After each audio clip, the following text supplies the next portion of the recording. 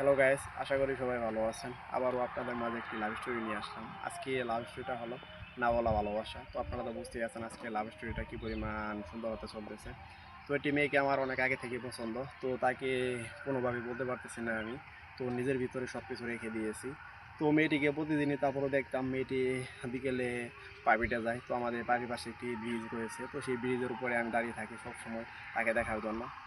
সে যে সময় পার্টিতে যায় তো তখনও দেখি, আবার পার্টি শেষ করে সন্ধ্যার দিকে যখন সে বাড়ির দিকে যায় তো তখনও দেখি।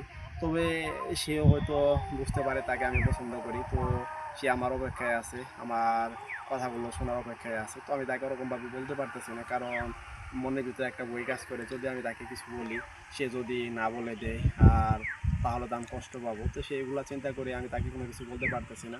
তবে ইদানিং মানে নিজেকেও আর নিজে ঠিক রাখতে পারতেছি না, আর কীভাবে কী করবো কিছু বুঝতে পারতেছি না, কারণ তাকে এতটা পরিমাণ পছন্দ করি যে তাকে বলতেই পারতেছি না। তো প্রতিদিনই বেহায়ের মতো তারপরও রাস্তার সাথে ব্রিজের উপরে দাঁড়িয়ে থাকি প্রতিদিনে দেখার জন্য।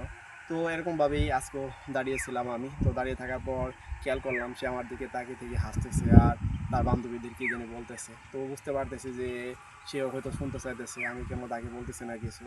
তো আমিও কীভাবে কী করবো আর কেমনে কী বলবো, এগুলো কিছু বুঝতে পারতেছি না। তো এখন হঠাৎ করে চিন্তা করলাম যে আজকে যে করবো তার সাথে কথা বলতেই হবে, কারণ আজকে কথা না বললে, কারণ এরকমভাবে আর কয়দিন।